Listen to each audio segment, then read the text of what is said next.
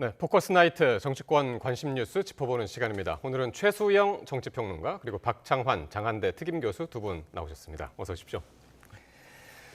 네, 지난주에 이제 캄보디아 정상 부부와의 오찬으로 외부 활동을 재개한 김건희 여사가요. 어제는 불교 공개 행사에 윤 대통령하고 함께 참석을 했습니다. 무려 169일 만에 이제 국내 행사에 참석을 한 건데 어떻게 보셨습니까? 그러니까 저는 뭐 사실 캄보디아 정상 내외 오찬할 때 네. 그건 이제 외교 행사니까 사실상 이제 어떻게 보면 영부인으로서 공적 영역에서 이제 하는 건데 바로 이번에 화엄사에서 열렸던 행사는 사실은 대중 앞의 모습을 드러내는 거 그렇죠. 아닙니까?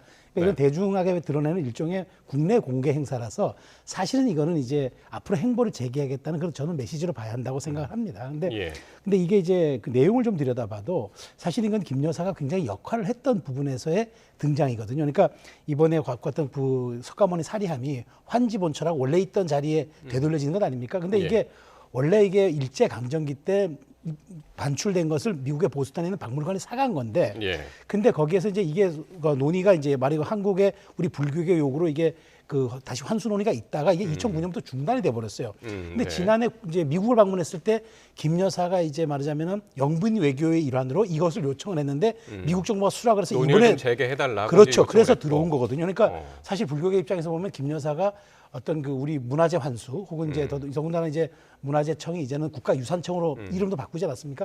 굉장히 큰 기여를 했기 때문에 이런 건 포지티브한 이슈로서 한번 대중에게 드러나는 것도 좋겠다 해서 한 것 같아요. 그래서 그런 측면에서 저는 이제 앞으로 언제까지 그러면 영부인이 그 계속적으로 이제 관저에만 있겠습니까? 그래서 아마 저는 이게 본격적인 이제 앞으로 그 대중 활동의 일환으로 봐야 되지 않겠나. 그러니까 영부인으로서의 행보를 본격화한 것이고 그 계기가 좋았다. 네, 그렇습니다. 네네네. 어떻게 보셨습니까? 김건희 여사가 명품백과 함께 사라진 지 5개월입니다. 그 논란과 함께 사라졌는데 사라질 때, 공식 행보에서 사라질 때 왜 사라졌는지에 대한 공식적인 설명이 없었어요. 그런데 또다시 검찰 인사가 나고 나서 검찰 인사와 함께 되돌아왔습니다. 네, 되돌아왔는데 되돌아온 이유에 대한 설명도 없어요. 자, 그러니까 어떤 논란, 그러니까 국민적으로 좀 부적절한 게 보였고 이것이 총선에 부담됐기 때문에 5개월 동안 공식 행보 안 한 거지 않습니까? 명품백 논란의 핵심은 김건희 여사가 관리되지 못하고 통제되지 못했다라고 하는 그런 그 공백의 그런 하나의 논란점의 문제점을 드러냈거든요. 그러면 최소한 복귀를 할 때는 관리되지 못하고 통제되지 못한 것에 대한 어떠한 조치가 같이 나와야 돼요. 예를 들어 제2부속실을 갖다가 설치를 해서 일정에 대한 조율을 하고 통제를 하겠다. 또는 특별감찰관 제도를 도입을 해서 지명을 해서 그래서 이런 논란에 대해서 앞으로 다시는 발생하지 않겠다. 뭔가 이런 조치들이 있어야 되는데 사라질 때도 설명이 없고 복귀할 때도 조치가 없고 윤석열 정부가 총선에서 대패하고 나서 바뀌겠다라고 얘기를 했는데 도대체 김건희 여사 이 복귀 문제만 놓고도 5개월 전과 5개월 후가 도대체 바뀐 게 뭐냐라는 거예요. 정말로 딱 하나. 윤석열 대통령이 뭐 부적절한 처신이었다. 요거 얘기한 것 이게 한 번 딱 해요. 그럼 국민한테 쏘리 그러면 모든 게 다 잊혀지는 겁니까? 아무 일 없었습니까? 그런 점에서 이번 복귀가 굉장히 국민들에게 충분한 설명이나 또는 해명이나 또는 조치가 없는 정말로 답답한 그런 행보의 반복 아닌가. 지금 이제 박 교수 말씀하신 것처럼 당장 야권에서는 이런 비판의 목소리가 쏟아졌습니다. 그리고 여권 내에서도 행보 재개에 대한 설명이 필요하지 않았냐 이런 주장이 나왔는데요. 관련 발언들 듣고 오겠습니다.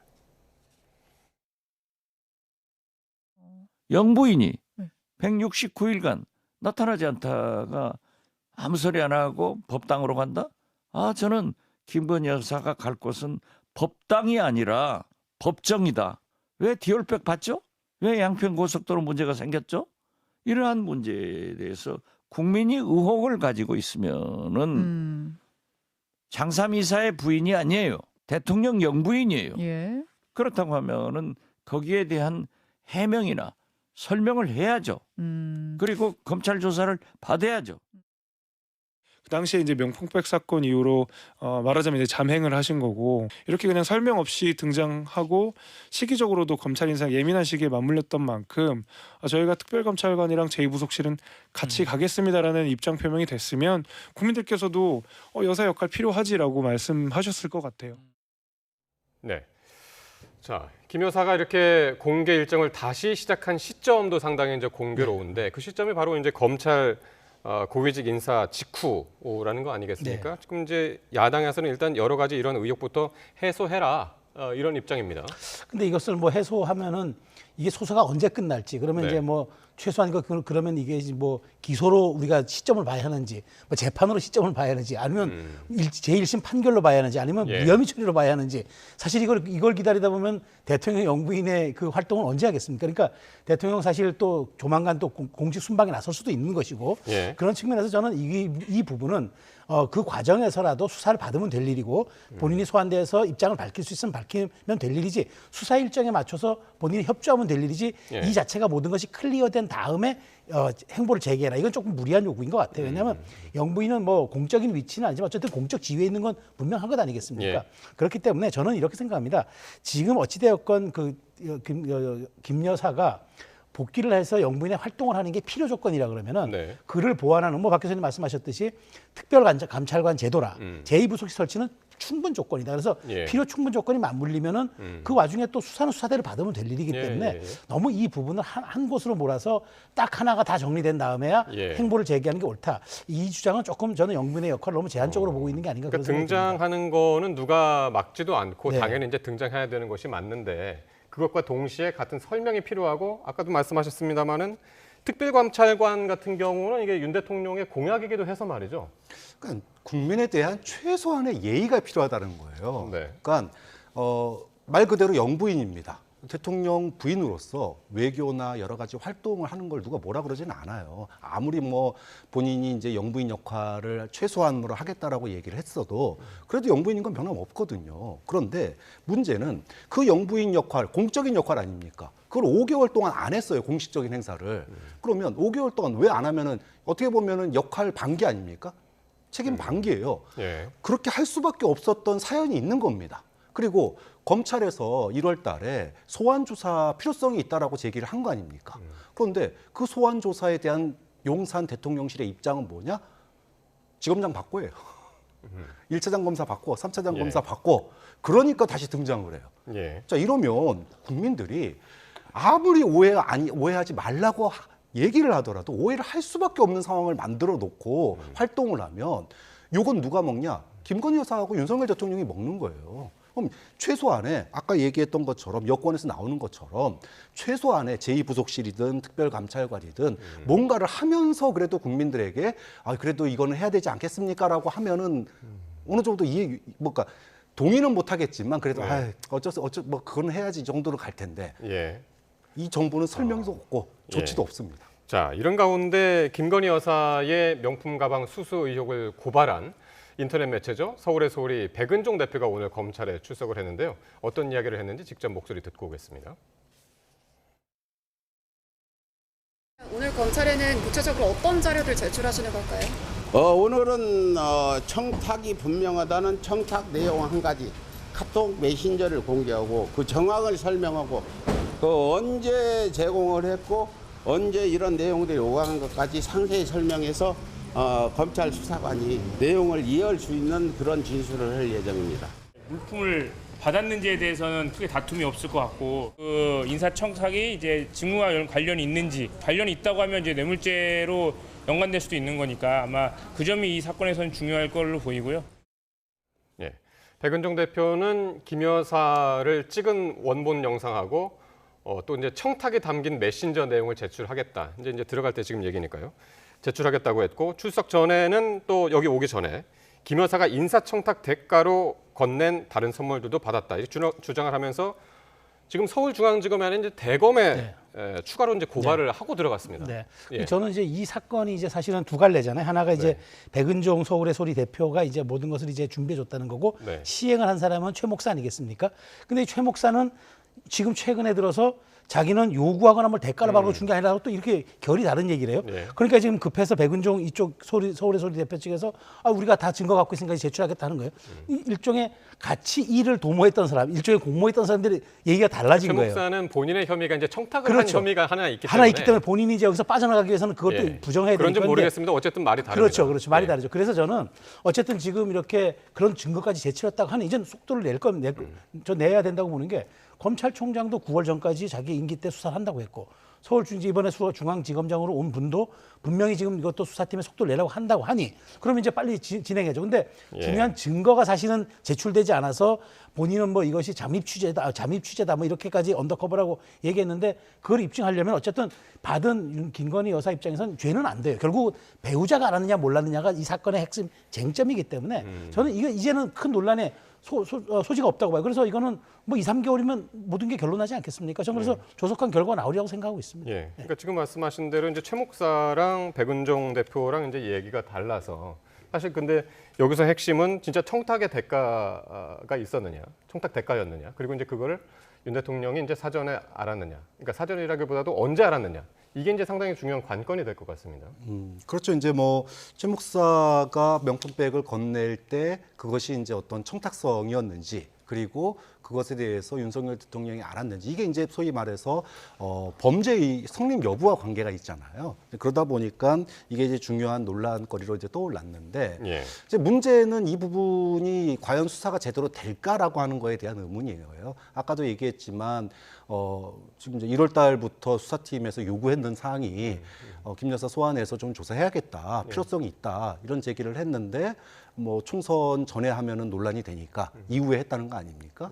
그러면 지금 수사 라인에 있는 상층부부터 다 잘라냈고 또 부장검사까지 바뀔지 모른다라고 하는 이런 그 상황 속에서 명백한 거잖아요. 소환 없이 결국은 빨리 조사라는 거 아닙니까? 그러면 결국은 짜여진 어떤 수사의 결론으로 향해 나가는 거 아니냐라고 하는 국민들이 이제 소위 말해서 색안경을 끼고 볼 수밖에 없는 상황이에요. 어떤 결과가 나오더라도 국민들이 이 수사 결과를 과연 믿을 수 있을까? 이런 얘기가 나오니까 또다시 특검 얘기로 돌아갈 수밖에 없습니다. 예. 만약에 1월 달에 정말로 수사팀이 요구했던 소환자소가 어렵다라면 방문조사라도 만약에 했다면 여기까지 사태는 오지 않았을 겁니다. 예. 그런 점에서 지금의 이 수사가 과연 특검의 요구, 국민들의 어떤 그 색안경을 끈 시각을 바꿀 수 있을까?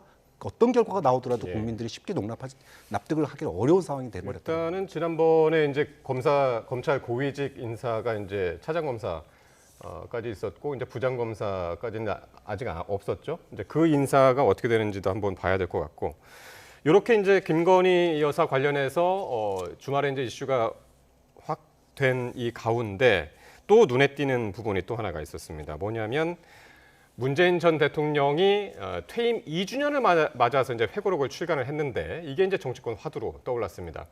김정숙 여사의 인도 타지마할 방문이 영부인의 첫 단독 외교였다. 이렇게 이제 문 전 대통령이 회고록에서 이제 주장을 했는데요. 이 부분은 어떻게 보셨습니까? 저는 문 전 대통령이 이걸 굳이 회고록에 쓴 건 이유는 이런 것 같아요. 이게 아팠기 때문에 그런 것 같아요. 그러니까 차라리 슬쩍 모른 척하고 부담 가는 일이라 넘어가도 될 일인데 이게 매우 뼈 아프니까 무슨 뭐 내 부인이 그러니까 우리 김 여사가 마치 우리 나라 돈으로 무슨 관광 다녀온 것처럼 얘기하는데 이건 사실이 아니고 영부인으로서의 첫 공식 외교였다고 얘기하는데 첫 공식 외교가 아니라고 또 박지원 당선인이 얘기합니다.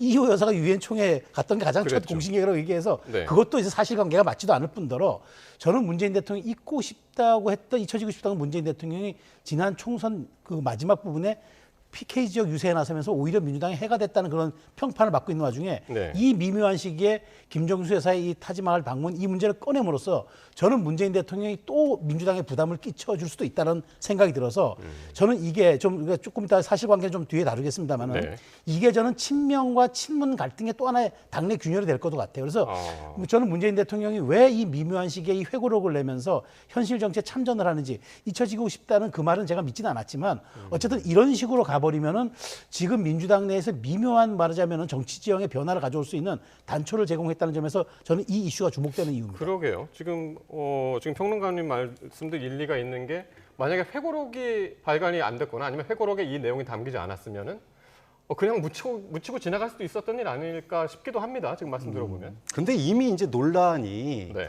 커진 이유가 뭐냐면 네. 이 사건, 그러니까 그 타지마할 방문은 이미 6년 전 일입니다. 근데 그 이후에 논란이 된 게 벌써 이제 4, 5년 됐어요. 네. 그러면 이게 그냥 뭐 갑자기 이 회고록이 나왔기 때문에 지금 특검 얘기 나오고 뭐 검찰 조사 얘기 나오고 이게 아니에요.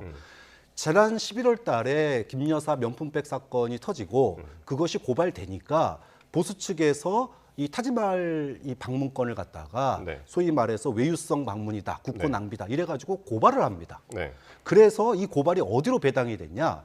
김 여사 명품백 수사를 하고 있는 서울중앙지검 일부로 배당이 됩니다. 네. 그러니까 결론이 뭐냐 하면 이 타지마할 그 소위 방문 논란이 이 검찰 수사까지 가게 된 배경이 출발점 자체가 김 여사 명품백 사건을 일종의 물타기하기 위해서 고발이 됐다라는 거예요. 그리고 수사가 중앙지검 형사 일부에 공동으로 같이 지금 배당이 된 겁니다. 네. 그렇기 때문에 여기에 대해서 그동안에 문재인 대통령 측에서 공식적인 입장을 내놓지 않다가 네. 이 소위 말해서 회고록에다가 그 공식적인 입장을 담은 거예요. 네. 그리고 이 공식적인 입장을 담은 이유는 이미 이제 수사가 진행되고 있고 이 수사에 대해서 김 여사 그 소위 명품백 수사하고 함께 네. 지금 이제 논란이 되고 있기 때문에 여기에 네. 대한 공식적인 입장을 밝힌 것뿐이다. 그리고 이 지금 형사 일부에 배당돼서 수사받고 있는 것 자체가 김 여사 사건과 함께 어떻게 보면은 소위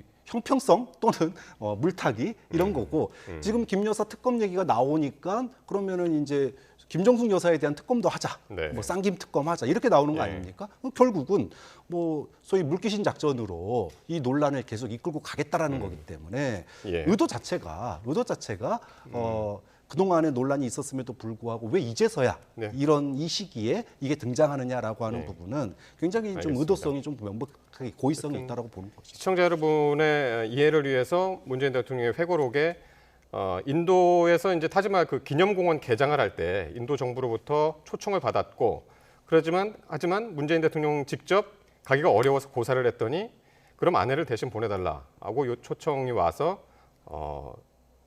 간 건데 또 이제 나라 돈으로 관광을 한 것처럼 이제 왜곡하는 그런 사람들이 있다. 이제 이런 식으로 이제 회고록에 이제 썼다는 점 말씀드리고요. 이게 이제 2018년이고 김정숙 여사의 인도 타지마할 방문이 단독 외교냐 아니면 외유성이냐 이런 정치권에서 경론이 오가고 있는데요. 여야 발언 듣고 오겠습니다.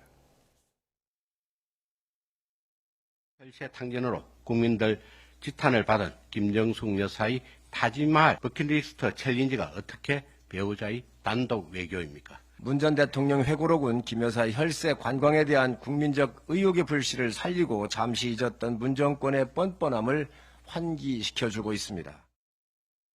김건희 여사 관련된 내용이 나올 때마다 김정숙 여사를 소환해서 약간 물타기하고 프레임 전환하려고 하는 카드로 계속 써왔는데 이제 그만해야 되지 않겠습니까? 셀프 초청이라는 사실 관계 자체도 제대로 파악을 하지 못하고 있고요.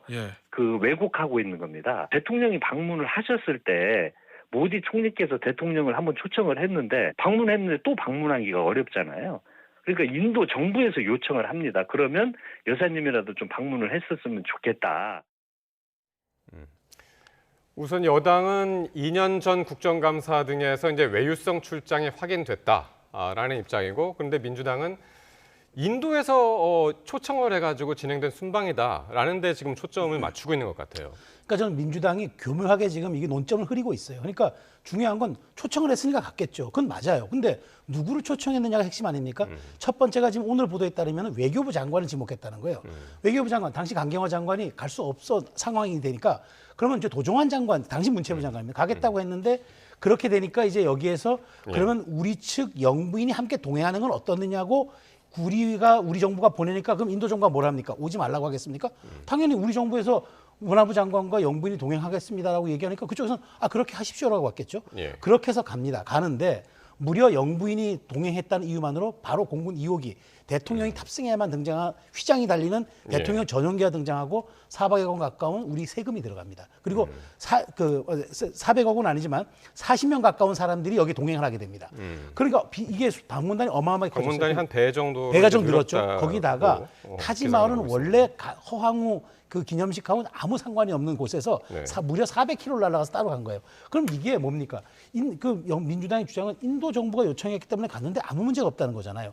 근데 인도 정부가 원래 그 요청을 한 게 아닌 거죠. 우리 정부가 영부인이 갔으면 어떻겠냐고 제안을 한 건데 네. 그러면 외교의 그 형평상 그걸 맞지 않습니까? 그런 측면에서 저는 이 문제를 끌고 들어갈수록 민주당의 논리와 문재인 전 대통령의 주장이 맞지 않습니다. 그런 측면에서 이 문제는 빨리 사실관계를 민주당이 일정 정도 인정하고 그다음에 다시 국면 전환하는 게 저는 맞다고 봐요. 네.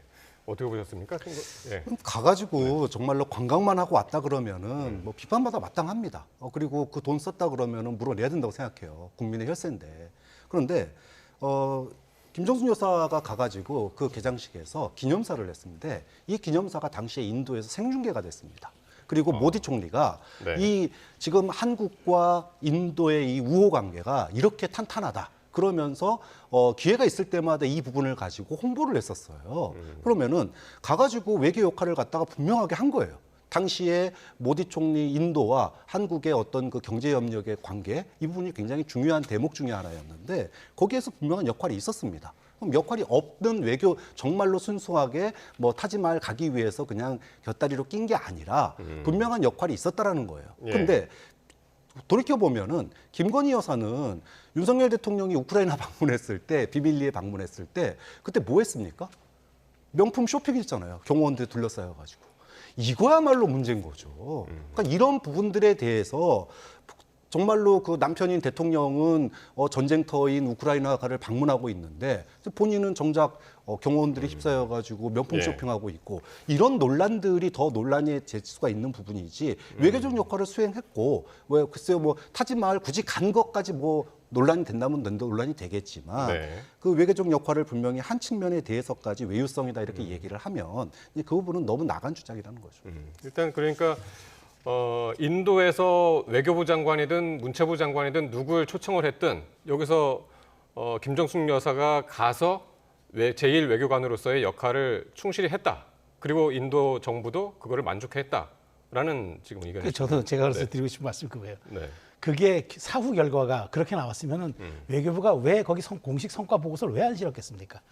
부끄러우니까 안 실은 거예요. 인도에서는 그래도 상대국에서 정상의 부인이 왔다고 하니 어느 정도 예우는 갖춰줬겠죠. 안 갔으면은 장관 행사로 끝날 수 있었는데 그런데 그게 정말 그렇게 우리가 정부가 홍보하고 싶었고 정말 그게 성과였으면은 외교부가 왜 공식 성과로 그렇게 예산이 투입됐는데 왜 보고서를 안 만듭니까? 그러니까 무언가 외교부 자체도 이걸 기록에 남기가 좀 꺼려짐이 있었다는 거예요. 자, 저는 여기서 김 여사 자꾸 김건희 여사 얘기 나오는 거 김 여사도 비판받을 게 비판받고 그것 때문에 얼마나 많은 또 논란이 있었습니까? 그거는 별개로 보고 이 문제는 대통령이 가지 않았음에도 불구하고 공식적으로도 2억 일을 띄워서 예산을 낭비했고 그다음에 혹시라도 김 여사가 개인적으로 가고 싶었던 그곳을 가기 위해서 장관 방문 행사에 본인이 포장용으로 여기에 좀 얹혀간 건 아니냐. 이게 논란의 핵심인 거거든요. 그러니까 이 부분만 저는 검증하면 된다. 왜 거기서 다른 것까지 저는 물타기할 건 없다고 생각합니다. 알겠습니다. 그래서 지금 이제 여당 일각에서는 이제 특검 수사가 필요하다라고 하고 있고 특히 이제 여기에 이제 이재명 대표의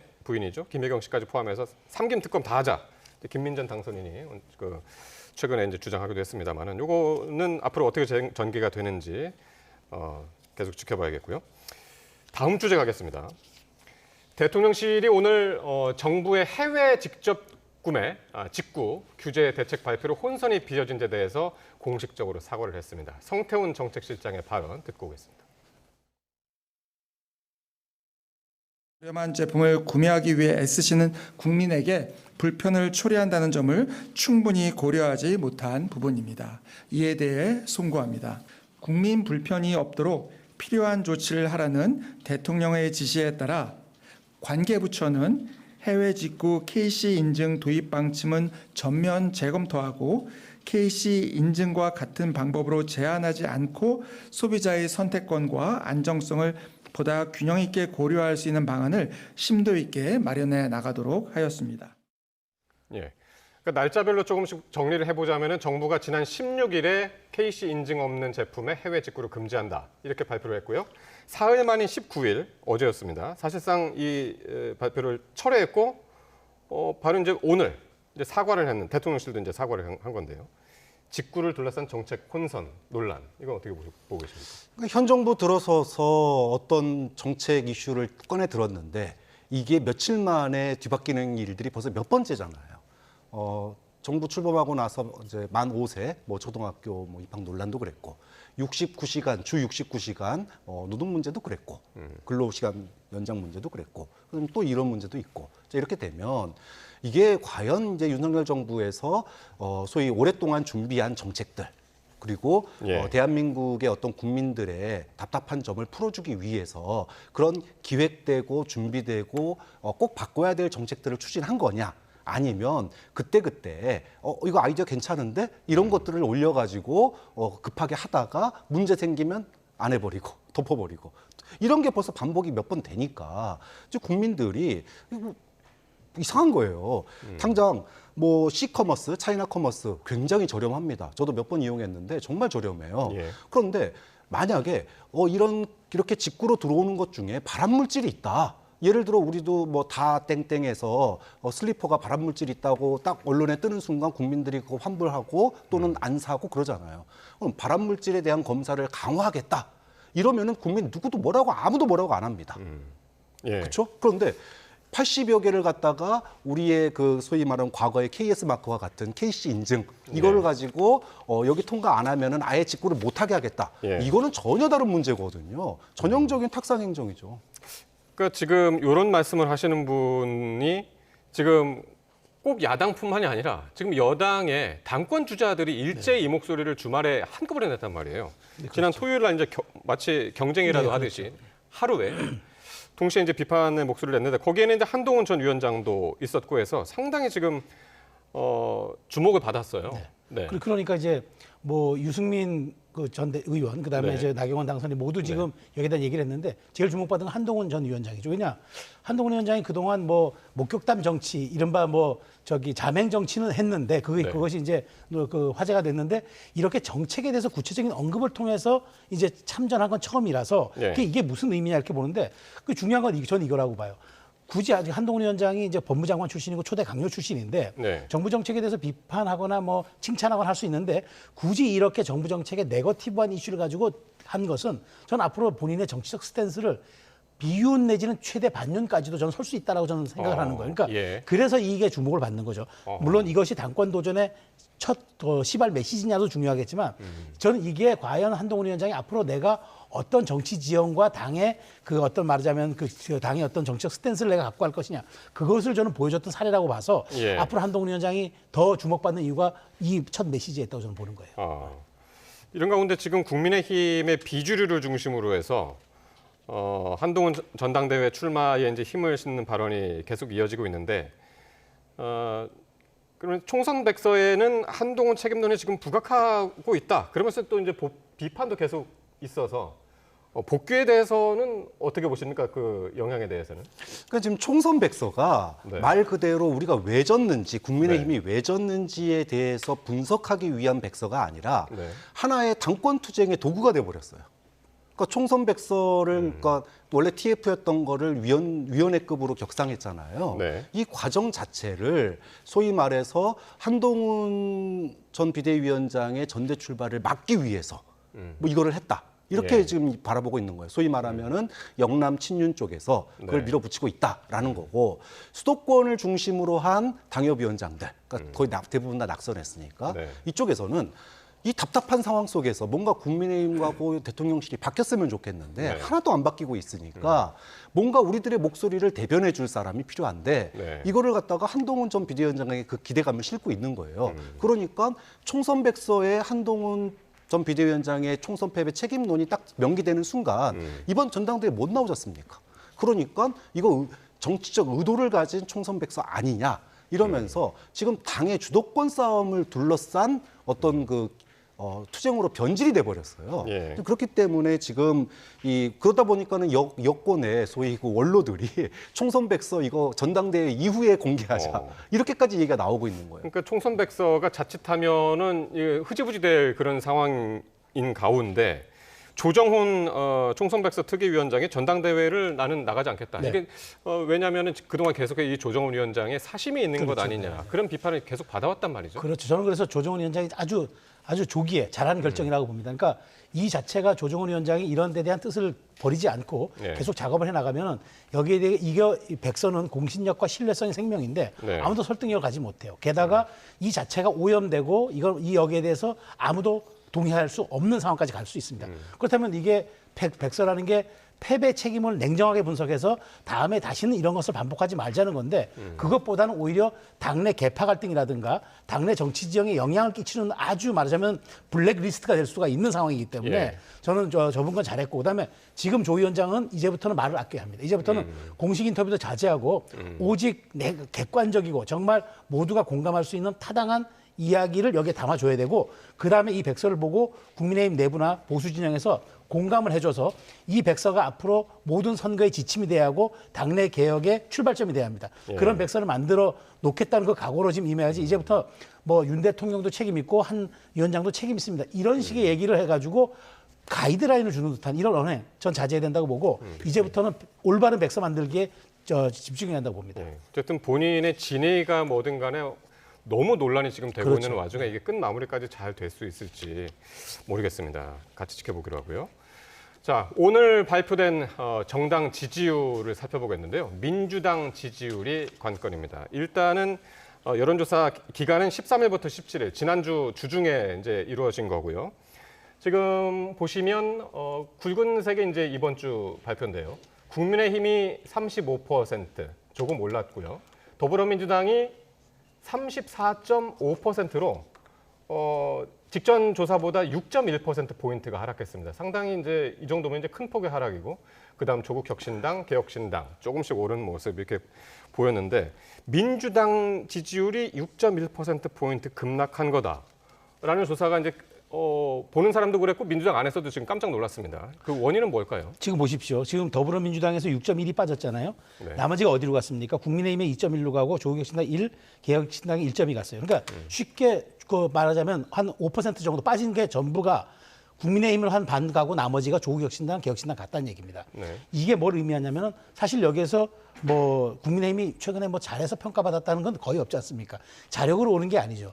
민주당의 이거는 실수와 민주당의 어떤 그 말하자면은 그 자책으로 인해서 반사이익을 본 거죠. 어떤 자책? 그러니까 자책이 좀 하나죠. 민주당에서 그러니까 당원들이 이탈하면서 그 안에서 이제 그 이번 국회의장 경선을 둘러싸고 이른바 찐명들은 여기서 이탈하고 예. 이른바 비명들은 도대체 이게 민주정당이냐. 그러니까 민주정당이 확인됐다는 얘기인데 그걸 가지고 시비를 거는 그 정말 강성 개혁당원들 여기에 대해서 이제 반발이 된 거죠. 그러니까 자체 분열, 자체 균열이 지금 국민의힘이라든가 다른 야당의 이제 이익으로 간 건데 저는 민주당이 이렇게 가면 안 된다고 봐요. 저는 정말 위험하게 저게 보고 있는 건 우리가 대의민주주의를 채택했잖아요. 그런데 모든 것은 당원의 직접 참여만이 모든 것을 제대로 결정할 수 있다는 이른바 중우정치에 우려에 빠질 수 있다고 보기 때문에 민주당은 이 부분을 빨리 좀 정리해 줘야 합니다. 이재명 대표가 그냥 말하자면 레토릭식으로 빠져나갈 게 아니라 강성 당원들을 제어할 수 있는 어떤 이 토대를 마련해 주지 않으면 민주당은 앞으로 중우정치에 끌려갈 수밖에 없다고 봐요. 네. 어쨌든 이 조사를 실시한 리얼미터에서도 국회의장 경선 결과하고 개파 간 내홍 조짐 때문에 이런 결과가 나타났다라고 이제 분석을 했습니다. 예, 어떻게 보셨습니까? 싸우고 있는데 지지율이 오르는 경우는 없습니다. 우리가 지난 금요일이었나요? 국회의장 경선 결과가 굉장히 이변이라고 이제 평가를 했습니다. 네. 그 이변에 대한 민주당 내부의 반응이 뭐였냐면 강성당원들이 들고 일어난 거예요. 쉽게 얘기하면. 왜 우리는 추미애가 뽑히기를 원했는데 당선인들 왜 당신들 추미애 안 뽑았냐. 89명 누군지 밝혀라. 이러면서 안 밝히면 나 탈당한다. 그러면서 10,000명이 지금 탈당계를 낸 상태입니다. 네. 자, 이렇게 싸우고 있는 모습에 과연 국민들이 이러려고 너네 일당 만들어줬니? 당연히 지지율이 떨어질 수밖에 없는 거예요. 또 여론조사라고 하는 게 정치 고관여층들이 하다 보니까 또 강성당원들 같은 경우에 여론조사에 열심히 응한 민주당 지지층이 있을 거 아닙니까? 이분들은 아니 윤석열하고 열심히 싸우라고 뽑아줬더니 무슨 뭐 합리? 안 싸우겠다고? 이러면서 또 지지율 떨어지는 거고. 자, 이러다 보니까 지금 민주당 지지율이 잠시 떨어졌는데 어쨌든 저는 내부의 이런 갈등이 소위 그 수직 계열화 그러니까 소위 명심에 따른 수직 계열화가 이제 언젠가는 터질 문제였다. 네. 지금 이렇게 터졌을 때, 작게 터졌을 때 당 내부에서 이런 거 가지고 싸우면 안 된다. 오히려 당선자가 된 우원식 의장 중심으로 앞으로 우리가 어떻게 정말로 윤석열 대통령의 거부권 전국을 돌파할지 이렇게 이재명 대표가 수습하고 나서야 되는데 네. 지금 생각보다 그렇게 나서기보다는 갈등이 조금 더 갈등을 조금 이재명 대표가 무기로 잘 활용하는 그런 국면으로 가고 있는 것 같아요. 그래서 지금 한번 들어보려고 합니다. 이렇게 민주당에서는 국회의장 경선 이후에 여진이 계속되고 있는데 지도부에서 강성 지지층 달래기에 나선 모습입니다. 관련 발언들 듣겠습니다. 당원과 지지자들은 윤석열 정권과 맞짱 트는 통쾌감을 추미애를 통해 보고 싶었던 겁니다. 당원과 지지자 80%의 이런 상실감과 배신감을 치유해야 합니다. 원내 정당에서 당원과 지지자 중심의 대중정당으로 당원이 진정 당의 주인인 정당으로 실제 환골 탈퇴하는 것이 이번 사태의 정확한 처방전임을 명심해야 할 것입니다. 우리 당원 동지 여러분, 최근에 당에 대해서 섭섭하고 아프고 그런 사연도 꽤 있지요? 아직도 혹시 제재를 하기 위해서 혼을 내주기 위해서 탈당해야지라고 생각하는 분이 계시면 말씀드렸던 것처럼 당비를 끊으세요. 탈당하면 다시 들어오기 너무 힘들어요. 그리고 오히려 저는 이럴 때일수록 내가 더 책임지겠다 이렇게 해주시면 좋을 것 같습니다. 이재명 대표 탈당은 하지 말아달라고 그랬고요. 정청래 최고위원은 당원이 진정 당의 주인인 정당으로 만들겠다라고 했는데 조금 전에 이제 그 네라고 이제 대답하는 이제 소리도 들어봤습니다만 당원들의 반발이 상당히 심하긴 한 것 같습니다. 저는 저게 이해가 안 되는 게 이를테면은 당 대표를 뽑든가 최고위원을 뽑든가 할 때 당원들의 목소리가 직접 반영되는 거 그건 맞습니다. 왜냐하면 당의 주인은 당원이니까요. 자 그런데 국회의장이라든가 원내대표 이 뽑는 건 다릅니다. 그러니까 원내 전문성 있는 사람들을 의원들 대의민주주의를 통해서 선택된 의원들이 대리해서 뽑는 거예요. 그렇다면 그 부분을 들여다봐야 돼요. 이거는 직접 민주주의가 들어갈 그 사안이 아니에요. 그러니까 저는 당내 행사에서 당원의 목소리가 100% 반영돼야 된다? 저는 당연하다고 봐요. 그런데 원내에서 지도부를 뽑는 것, 게다가 국회를 대표하는 국회의장을 뽑는 것까지 우리가 직접 참여해서 우리 의사가 반영되지 않으면 이거는 안 된다라고 얘기하는 게 제가 정말 위험하다고 하는 겁니다. 그러니까 이렇게 된다 그러면 정말 지금 우리 박 교수님 수직 계열화라고 해주셨는데 이거는 당정 일체가 당과 모든 게 일체가 되는 거예요. 그래서 저는 이렇게 봅니다. 그러면 그렇게 해서 뽑은 국회의장이면은 국회 본회의장이 민주당 의총장이 되는 것 아닙니까? 그게 국회 본회의장이 할 수 있습니까? 그러니까 민주당 의총장을 만드는 게 정말 그 강성당원들의 뜻인가요? 이게 중우 정치에 전 위험에 빠질 수 있다고 보기 때문에 지금 이재명 대표가 지금 말하는 거 보면은 뭐 당원 존을 만들겠다. 그래서 당원에 참여해서 의사를 내는 구조를 만들겠다. 저는 이게 처방이 아니라고 봐요. 오히려 강성 목소리를 사안사안별로 내달라 이렇게 요구하는 게 맞아요. 지금 최수영 평론가 말씀하신 그 원내대표나 국회의장 선거에도 당심을 어느 정도 이제 비중을 두겠다고 한 게 이제 김민석 의원이 이제 한 얘기인데 그거 한 10% 정도 이제 당심을 반영하겠다라는 이제 주장도 나오는데 이게 과연 가능한지 모르겠습니다. 뭐 대의원 전당대회에서 대의원 비율 조정하는 것도 되고 있는데 뭐 이거라고 안 되겠습니까? 뭐 할 수는 있겠죠. 근데 이제 문제는 이런 겁니다. 강성 당원들, 그러니까 당원 민주주의, 당원의 목소리에 귀를 기울이겠다라고 하는데 누구도 뭐라고 하진 않아요. 다만 당원의 목소리와 국민의 목소리가 만약에 차이가 나면 어떡할 거냐라는 겁니다. 국민의힘이 오늘날 요 모양 요 꼴이 된 이유가 국민의 목소리와 다른 당원의 목소리에 끌려가다 보니 그렇게 된 거예요. 소위 말해서 당신 100% 전당대회가 왜 했고 왜 윤석열 중심의 당으로서 소위 용산에 쓴소리를 하지 못하는 정당으로 총선에서 대패했는가. 그럼 민주당이 그 길을 가지 말아야 될 거 아닙니까? 즉 그러려면 당 내에 다양한 목소리가 나와야 돼요. 그런데 예를 들어 지금 추미애 안 찍은 사람 누구야 이렇게 해가지고 또 이렇게 수박 논쟁 또다시 가열되면 소위 말해서 이재명 대표나 친명 주류의 목소리와 다른 목소리를 내는 것들을 주저하게 됩니다. 그러면 활발한 토론이 이루어지지 않고 활발한 토론이 이루어지지 않으면 소위 오다 정치가 돼버려요. 그러니까 잘 될 때는 일사불란하게 좋은데 당이 삐끗 국민 여론과 벗어났을 때는 이게 엄한 길로 가거든요. 좀 그런 점에서 당원들의 목소리를 반영한 만큼 국민들의 목소리도 반영하는 시스템이 뭐 균형점을 이루는 게 지금 민주당이 앞으로 수권 정당이 되기 위해서 앞으로 거쳐가야 될 과정일 거라고. 민주당이나 국민의힘이나 다 이제 마찬가지라는 이제 말씀이셨고요. 마지막으로 짧게 하나 안 여쭤볼 수 없는 게요. 당장 내일입니다. 최상병 특검법과 관련해서 내일 국무회의에서 이제 과연 윤 대통령이 거부권을 행사할 것이냐, 거의 이제 그렇게들 이제 보고 있는 시각이 이제 상당히 많고, 어떻습니까? 반전이 없을지 모르겠습니다. 그래서 전 반전이라고 하면 이제 저는 모두 발언을 통해서, 국민의 모두 발언을 통해서 이 문제에 대해서는 다시 한번 언급을 했으면 좋겠어요. 그래서 제한적으로 여야가 합의해서 온다거나 아니면 뭐 독소 조항이 제거돼서 여야가 그거는 다음 국회에 처리한다 그러면은 그때는 국민의 뜻을 받아들이겠다, 뭐 이런 식의 조금 말하자면 여지를 열어둔 조건부 뭐 거부권, 뭐 저는 그렇게 한다 그러면은 민주당도 바로 28일 본회의에서 다시 재표결을 갈 수 있는 동력이 약간 없어지는데 아무런 입장 표명도 하지 않고 이것은 뭐 내가 거부할 수밖에 없습니다라고 이렇게 얘기할 경우에는 저는 28일 날 정말 또 한 번의 빅뱅이 올 수도 있어서 이 부분에 대해서는 윤 대통령의 그러니까 국무의 모두 발언, 이 저는 좀 어느 정도의 조건부 발언이 있으면 이탈표도 좀 막을 수 있고, 그렇죠. 그런 측면을 저는 기대하는 겁니다. 내일 거부권을 행사할 가능성이 굉장히 높아 보이는데요. 내일 윤석열 대통령의 이 소위 대통령 임기 중에 저는 분수령을 맞을 거라고 봅니다. 만약에 거부권을 행사한다, 야당의 극렬한 원내에서의 어떤 반발뿐만이 아니라 국민들이 직접 들고 일어날 가능성도 좀 높다고 봐요. 그동안의 수면 위로 떠오르진 않았지만 국민들이 진지하게 과연 윤석열 대통령이 자녀 임기 3년을 정말 제대로 이대로 가야 되느냐에 대한 의문을 내일 이후로 본격적으로 나올 수도 있다. 좀 그런 점에서 오늘 저녁에라도 밤에라도 윤석열 대통령이 거부권 행사에 대해서 전향적인 조치를 취해달라. 왜? 거부권 행사에 찬성하는 사람이 19%밖에 안 되지 않습니까? 이런 일들을 왜 윤석열 대통령은 계속 강행하는지에 대해서 국민들을 내일 설득하지 못한다면 윤석열 정부의 절대 기로에 선 날이 될 수도 있다. 오늘 야권은 오늘 뭐 대통령실 앞에 가서 탄핵까지 거론하면서 상당한 압박을 가하고 있는 상황인데, 과연 내일 대통령이 어떤 결정을 내리느냐에 따라서 야당의 반응도 한번 주목할 만한 것 같습니다.